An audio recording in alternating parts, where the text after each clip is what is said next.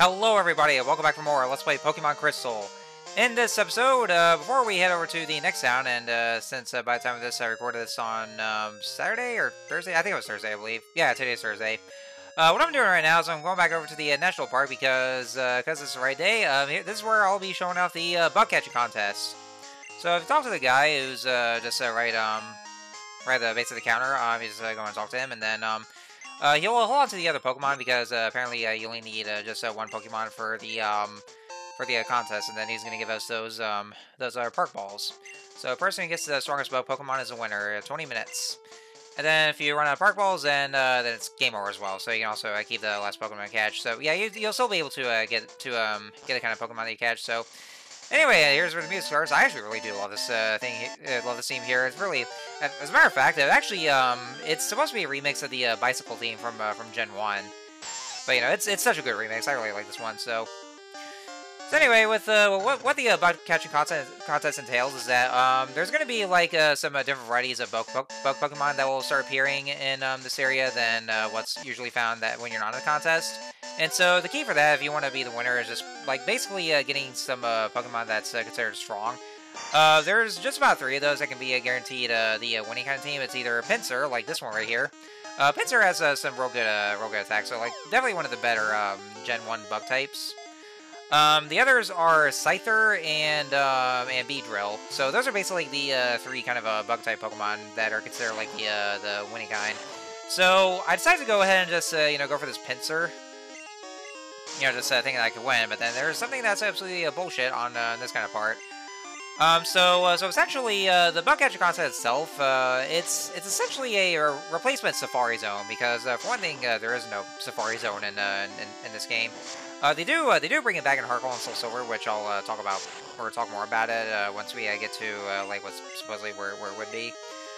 But here in Gen 2, there's no Safari Zone at all. So you know, it's basically just for the sake of that's what the bug catching contest is for. I do believe you can actually catch more than 1 bug types if you ever want to. I mean, I don't know if that'll ever count, but you do at least want to catch the the strongest one. So yeah, if you want to make sure, like, just use the Park Balls, and then you can either just quit or if the timer runs out. And so I'm going to go ahead and just end the contest now since I caught that Pinsir, and so this is where I'll start judging the winners. And so the one who got 3rd place was Pigner Cindy, who got a Butterfree, and let's see, you also get points as well. I got 2nd place, even after I caught the Pinsir. And do you want to know who was the person who won 1st place? Camberberry, who won with a motherfucking goddamn Pinsir, the same as I ever did. What the shit? I caught that Pinsir too. So how was it that I didn't even win this one? I call bullshit on that one. God damn you, Barry. Except you're not really the same kind of Barry from Sinnoh. You're just here in Johto. So but still, I mean, I got a Pinsir. The winner of the contest was the guy with a fucking Pinsir. Like, how? I think what it is that in order to actually win the most, you want to make sure to actually just catch it with its HP full, because what I did is I actually gave it some damage, and so maybe that's the reason why I didn't win. I think the other alternatives, like I probably would have won if I had either a Scyther or a Beedrill, but yeah, I just went with Pinsir, and so the winner, of course, was the one with the Pinsir, despite the fact that I had the Pinsir. So yeah, I call bullshit in that one. Anyway, so yeah, I figured I'd just go ahead and show that one off. It's there's really not much to it. I mean, you do get some prizes for that, like the Everstone that I just got. I'm not sure if they're like others, but yeah, that's just about like all I could ever think of at the moment. But you know, it's also for the sake of if you want for Pokedex completion, and you want to get those bug types. And also, I think this is also like the only way you can ever catch a Scyther or a Pinsir. Like if you ever want like a Scyther and evolve it to a Scizor, then that's pretty much the only way to ever catch it. Alright, so here we have a Psychic Dragon. He's going to send out Drowsy.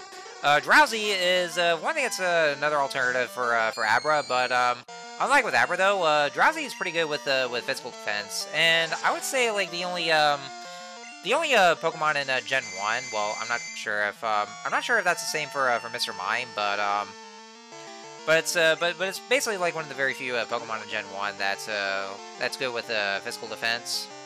So if you ever want a Psychic type, at least decent enough Psychic type or Psychic Pokemon, sorry my words, yes, once again. Then, and if you want something that's that's defensive, then you can also just go for Drowsy. It's known for using the moves Hypnosis, which which puts your Pokemon to sleep, but it has low accuracy. It also has a move Dream Eater, which while the opponent's asleep, then it actually uses Dream Eater to absorb the HP, and then that's when it heals itself. So it's another one of those HP absorbing kind of attacks. And I'm gonna go and drink my water real quick.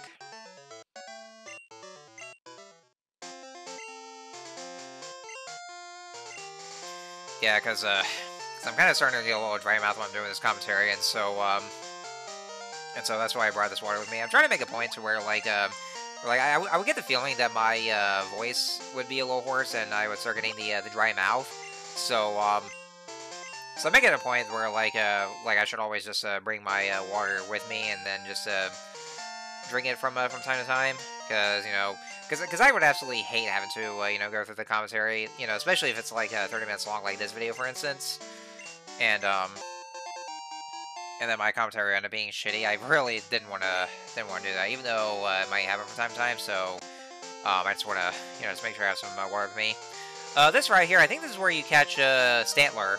Stantler's a normal type. Also, I think it also knows Hypnosis as well, but that much I haven't really know much about. So anyway, so now we are here in our next time over at Ecruteak City. First things first, we have a familiar face here in this Pokemon Center. Oh, look at that! It's Bill. Yeah, we remember Bill. The guy we were using for his PC, but he was in Gen 1 where he got fused with Pokemon somehow. So basically, what he's talking about here is that he's talking about this new mechanic, this kind of new feature that they added for Gen 2. It's called the Time Capsule, and what it is that it basically works as a transfer, or like Pokemon migration, or just basically like transferring Pokemon from Gen 1 over to Gen 2. And right now it's actually he's already finished with it, but it's not ready yet on the same day, so it'll have to be on the next day. But basically what it does is that, it's basically, for one of the very first kind of Pokemon transfer method, going from one gen to the other. So it's actually where it works the same as, with a training around Pokemon, but you can actually just, basically just send Pokemon from the past. So like in this case, Gen 1, where you just trade over from red, blue, or yellow, and then you just bring over to Gen 2. And then, unlike all the other future Pokemon transfer kind of mechanics, it's also possible to bring those Pokemon back over to the time machine, back to Gen 1 as well. But you want to keep this in mind, though, that you want to make sure to actually just there's a couple conditions you have to go through. For one thing, not only does it have to be the actual Gen 1 Pokemon itself that appear in this gen, you want to make sure that that still has the moves that you want to make sure to delete the moves that was introduced in Gen 2. Like, make sure it only has the Gen 1 moves, because if you trade over with those moves, or you trade over a Gen 2 Pokemon, then the game itself will crash, and then it'll actually cause it to become a glitch Pokemon, or in this case, I would say like a Missing No. Yeah, that's what causes Missing No to appear, folks. But yeah, you want to make sure not to do that, though, because that's what he means by a breakdown, because it'll just start crashing. So make sure it's the Gen 1 Pokemon, and make sure it has the moves that did appear in Gen 1 as well. But it's actually kind of cool that you could just still be able to trade him back over to Gen 1, because future generations that has that kind of feature, if you transfer the Pokemon from one generation to the next, it becomes impossible to actually bring it back over to the previous gen. Like, they'll stay locked in that same generation. Unless if it's Pokemon Bank, though, for Gen 6 and 7. I mean, I'm not sure if that still works. I don't know, I've never tried that before. But I don't know if I'll ever try it again, because for some stupid-ass reason, as if they were trying to kill off the Wi-Fi connection for the 3DS. Like, if that wasn't even bad enough, then, they're trying to get rid of Pokemon Bank as well. Well, at least from what I've heard. So, that would have pointless. So, sorry, allowed to leave. Oh, what? Hey, dick! You pushed me out of the gen. That wasn't nice. Yeah. So yeah, here we are in Ecruteak City, which is known for it's a historical city in the Johto region. this is another one of those tracks I really do love as well. Like, you know, this is such a beautiful melody that's playing right here. It's so soothing. Interestingly enough, though, Heart Gold Soul Silver actually gave the same track 2 variations of it. The one that like basically 2 remixes of the track itself. The one in Ecruteak City, they remix it to a traditional Japanese kind of theme, which actually sounds real nice, I gotta say. And then the other one, which we'll be playing over in Stanwood City, which is the later town over. They also remixed that one to make it a lot more faithful to this track that's playing right now. So it's actually a nice little tidbit that they had there. So anyway, we saw on the sign there, it says the gym leader of Ecruteak City is Morty? His name's Morty. Oh god. Oh jeez, Rick. I don't even know how I even got into this gym leader position. All right, Morty. You know, I put you this one because you gotta prove yourself that you're not so much a piece of shit, and there's a bunch of ghost type Pokemon. You know, the ones that are fucking dead, Morty. So you know, you have to prove to everyone that you know you're stronger than this. You're not so much of a piece of shit, right? You gotta stop being a pussy, Morty, because that's why you gotta show how strong you really are with all these ghosts. And this way over Lisa Tentara. Yeah, sorry about it, guys. I just couldn't help myself because, you know, pretty sure everybody does that. So I mean, I guess I'm guilty of that. And that guy over there, we went to that house and he wouldn't let us through. Like no matter what we tried to just go in, he just keeps moving left and right over because he just wouldn't let us in. You shall not pass. And then last up over here is the Burn Tower. We just read the sign here. Burn Tower. It was destroyed by a mysterious fire. Please stay away as it is unsafe. Oh, fuck that shit. We're still gonna go in anyway because we're cool like that. So let's head inside here and oh hello there. Who's oh, it's Eugene. So this is actually a new character that was introduced in Crystal. Eugene is a basically for one thing he's a big fan of Suicune, and you know he has this weird fetish with Suicune. Because he's been searching for it for 10 years. Like, 10 years, and he's not having the best of luck here, because we'll probably get him pretty soon. Oh, no, there's Morty right over this way. Ecruteak's gym leader has a study what are said to be the legendary Pokemon. It's Suicune, Entei, and Raikou. Eugene is here, so I decided to investigate the tower with him. Alright, so, oh, hey, there's a fuckbag right here. What I gotta say, though, is that, there is a bit of a graphical change, in, Crystal, or the outside of, the, Burn Tower.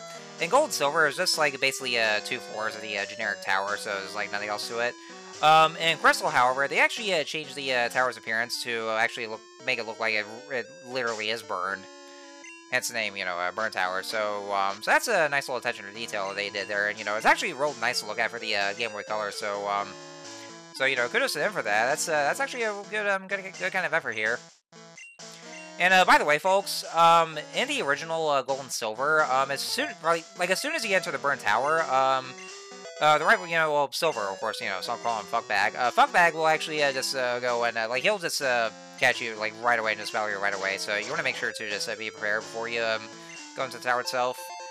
But in Crystal, then, he doesn't do that immediately, because he's just right up there. So you're giving some extra time to prepare for the battle when you fight against him. And what I just picked up was the HP up. It's one of the stat enhancers, well, for EV training. And so basically, you just raise up the HP. So what I usually do is I just raise up the HP of the whichever one of my Pokemon has the lowest amount of HP. So, so that's what I do. That's what I usually do whenever when I use these stat enhancers. I just go for the lowest one. And let me go and drink my water again.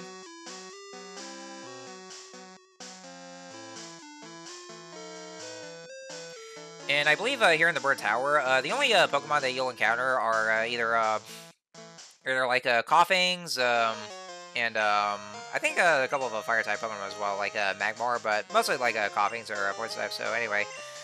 Nothing after all the trouble of coming to this dump. No way! It's all your fault, dude. I just fucking got here, and you're blaming this whole thing on me. Like I literally just got here, you dick, fuckbag. All right, so we have another battle against fuckbag here that we had to do, and so that means there's a bunch of moves to look up here.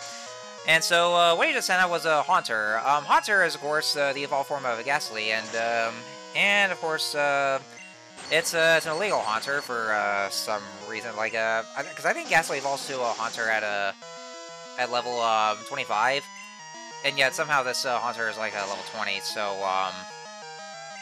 So it's basically like an illegal haunter. So let's see here. I'm actually looking up to see which. Okay, here we go. Yeah, I had to go back on Bulbapedia and see what and just look this up here. So Haunter knows moves Lick, Spite, Mean Look, and Curse, and also to well, actually it looks like Nightshade's learning Curse as well. So basically what Curse is that it's actually pretty unique in a way. Like for one thing, until Gen 5, Curse had no type at all. So it's a kind of mystery move. But in Gen 5, they changed it to a Ghost type attack. What Curse does is that if the Pokemon is a Ghost type, what it'll do is that it'll cut off a quarter of its HP, and then it leaves a Curse on the opponent. And so it'll take a good amount of damage for every turn. So it's actually pretty good, just like that there. If any other Pokemon that's not a Ghost type uses Curse, what that does instead of that, it lowers the Pokemon's speed, but it also raises up the attack and defense. So that's actually basically what it does. So it's kind of a unique move in a way. And then you just send out Zubat, which knows Leech Life, Supersonic, Bite, and Confuse Ray. It knows two Confusion attacks. Confuse Ray is actually a Ghost type move, so it doesn't really work on normal types, but it's also 100% accurate, unlike with Supersonic. And then the next Pokemon he uses, well, of course, he's using Croconaw again. Knows moves Water Gun, Leer, Bite, and Rage, which I do believe is just the same kind of moveset that the previous Croconaw uses. Which, of course, he'll just use the other middle stage start Pokemon. So yeah, there's just that there. So I'm actually just gonna go. I'm also looking up or just typing in some other the next kind of location, because there's also more trainers to battle, but also some other things to talk about. So let's see here. I can just yeah, sorry if I'm just okay, here we go. So yeah, I actually made it to that website where I can just explain more trainers in their Pokemon. And Andre just fainted with against Bite, and that sucks. So yeah, at this point actually I really do need to level up Nightshade a little more, because he's kind of under level the point, and Lick didn't even finish it off. What the hell? And he fainted because of that. Yeah, I really thought that just by using Lick, then they could actually finish it off, but no, it just only took just like it seemed like 1 HP they took away. So I don't know. And Pidgeotto just grew to level 19, and yeah, nothing else there. And so now he's gonna send out his last Pokemon, Magnemite.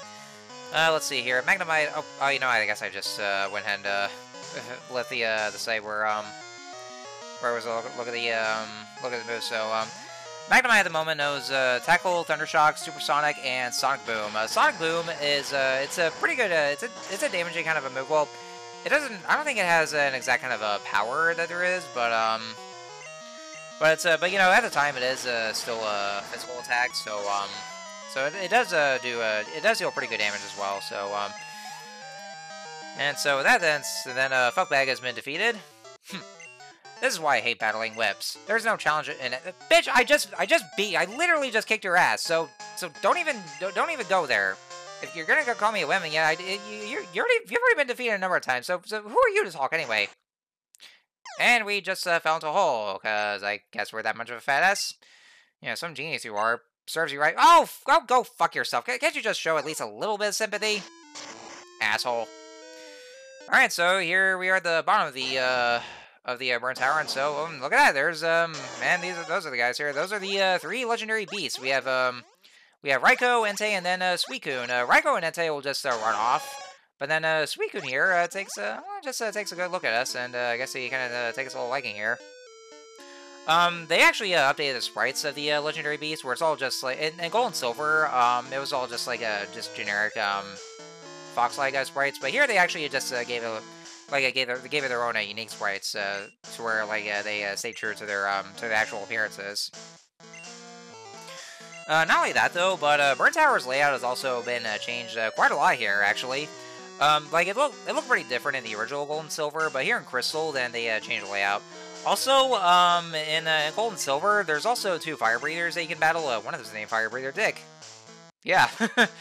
But here in Crystal, they don't appear at all for some reason. I don't really know why. So yeah. In a distant past, a star would burn into fire. 3 nameless Pokemon perished in it. A rainbow-colored Pokemon descended from the sky and resurrected them. It's a legend that has been passed down by Ecruteak's gym leaders. Me? I was a trainer way back when. Ho ho ho. If it's in like the that's a you should have already been dead by now. So yeah, that was like a long time ago. Anyhow, so yeah, so basically, they actually put a little more focus on the legendary beasts, like with the Golden Silver. Well, actually, more so with Suicune, because Raikou and Entei are just going off on their own, but Suicune is actually they put a little more focus on Suicune, because one thing, because it is the version mascot for Crystal. And so after running off, then this is basically what introduces. This is what introduces. I gotta say, not gonna lie. The worst idea that Game Freak has ever come up with, roaming legendaries. Ugh, fuck roaming legendaries. Especially in this game. Like, you know, who thought that roaming legendaries is a good idea? It's you know, without a doubt, the absolute worst kind of idea that Game Freak could ever come up with.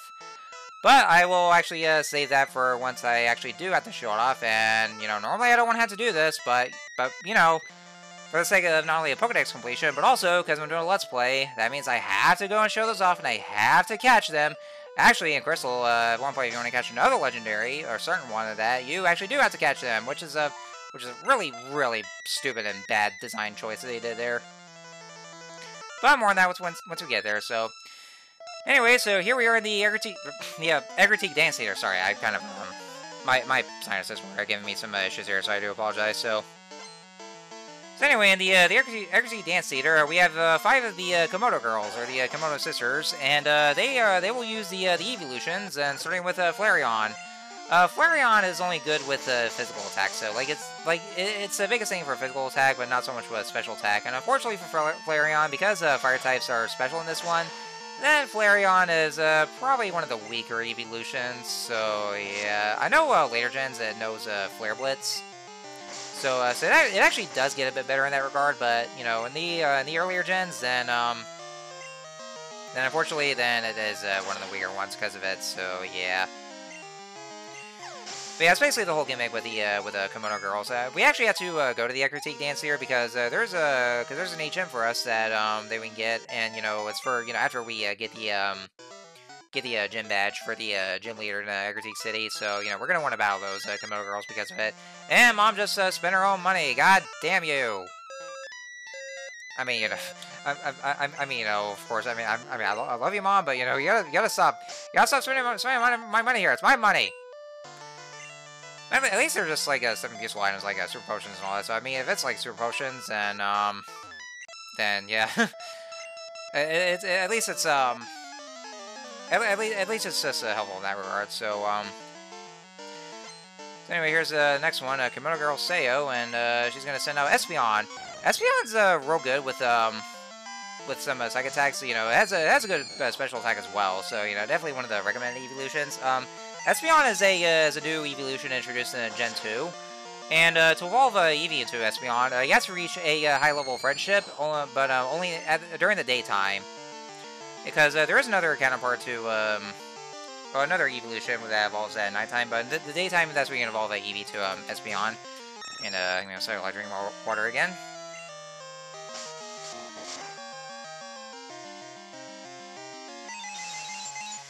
But yeah, Espeon, like, if you want to go to kind of a Psychic type, then it's, you know, it's definitely one of the recommended ones.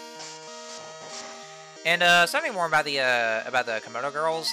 They actually have a larger role in Heart Gold Soul Silver, where you actually do encounter them throughout your journey, where like they get stuck in some certain situations, where they just give you some details about some stuff, but mostly just to help them out on the way.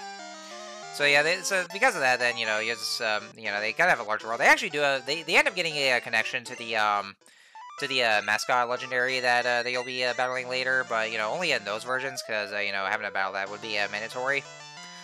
And also in Heart Gold and Soul Silver, whenever you go to the Dance Theater, you won't be battling the 5 Komodo Sisters just yet. Though I mean, you still do, but that's only going to be like later on in those games, like after the after getting the 8th gym badge. But by the time you get to your 4th badge, what happens is that a Team Rocket Grunt will actually harass the Komodo Girl, and so you have to battle the Rocket Grunt, and then that's how you save her from that. That's how you get the HM. But later on in the game, then you battle all 5 the Komodo Girls, but all in a row. Actually, you get no breaks for that. It's just all in a row, and then after that, then that's where you get to the mascot legendary. And so here we have Umbreon. Umbreon is the evolution where, like, if it's nighttime and you have a high level of friendship, then it evolves to Umbreon only at night. And Umbreon, I gotta say, is a fucking tank. It's good with HP, good with physical defense and special defense too. So if you really want to take a kind of evolution, then Umbreon is just for you. And I want to say that Umbreon would have to be my my favorite of the evolutions.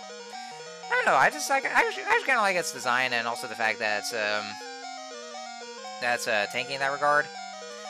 I didn't really get to explain much about the about what kind of moves that the evolutions use. So the Flareon that we fought knows Tackle, Tail Whip, Sand Attack, and Ember. The one that used Espeon knows also... Well, actually, for all the other evolutions, they all know Tackle, Tail Whip, and Sand Attack, and they have their own kind of their typing attacks. So for Flareon's case, it knows Ember. Espeon knows Confusion, and then for Umbreon, it knows Pursuit. And then once we get to the last 2 of the evolutions, then I'll just explain more about those. It actually does get pretty frustrating with Sand Attack because you know, with having to deal with the accuracy drops, then like that just makes the battle longer than necessary. So and now Wada's about to learn Quick Attack, so what I'll do is I'll just go ahead and get rid of Tackle because, well, we're just about done with Tackle. Because it's actually good to have a priority +1 move in Quick Attack, and since it's actually more accurate than Tackle, because I think Tackle has like a 90% accuracy. And actually, I've been cutting those parts out here because I had to do a little quick trips to the Pokemon Center. And so next now we have two more Komodo girls to fight, and so for this one she's gonna use if we just wait for it she's gonna use Vaporeon, the water type. Vaporeon is also another evolution that I actually really do like. Vaporeon has it's real good with HP, has like, you know, very much high HP. I think also for like a defense or special defense, but you know, good for defenses here. And Vaporeon just knows to move Water Gun, so that's like just its water-based kind of move. So I guess there's just not much else to say right about now. And yeah, I guess I guess that you know, since Vaporeon's pretty good with special defense, then that was kind of taking me a while for its HP to just whittle down like that. And Audrey just grew to level 20. Then that's that one down here. Yeah, sorry I look, cause you know, cause I'm good at that here. So anyway, so now we have one last Komodo girl to face here. After I just take a look at my Pokemon and just switch them around. I think the last one she's gonna be using Jolteon. And I actually did another recording attempt, but I was using Daruk for those fights, but he was so overleveled, and I forgot that Iwata knows Dig, so I had to restart this whole session here, and then just for the sake of leveling up Iwata because he knows Dig. All right, so the last one that we have here is Jolteon. Jolteon for its oh, hang on, I was looking at the wrong one. Jolteon knows move Thundershock, so that's actually the you know, kind of electrical move that I use. Man, I'm not speaking very well today. Yeah, my mouth is still feeling a little dry, so yeah, my commentary is shitty at the moment, so I do want to apologize for that. Yeah, Dig didn't even one-shot the Jolteon, so I'll just finish off with a couple more quick attacks, because it looks like Jolteon's faster than Iwata. Jolteon is a pretty speedy Pokemon as well, so, you know, if you want a fast kind of evolution, then Jolteon's definitely the one for you as well. And so with that, then, we have defeated all 5 of the Kimono Girls, and so we should be able to get our prize here. Then we'll just, well, yeah, after you defeat them, then we have to talk to this old man right here. So, stay over there, he'll give us the HM Surf, which is what's going to be. Yeah, HM03. So, yeah, like I said, this HM contains Surf, and it's actually a real good, it's actually a really good water type attack. So it's definitely one of the better HMs. And, you know, it lets you to surf across the waters, but we need the fog badge from Morty for this one. So, speaking of, next time Let's Play Pokemon Crystal, we're going to go ahead and tackle the Ecruteak City Gym and battle Morty for the fog badge. And so I will see you guys next time.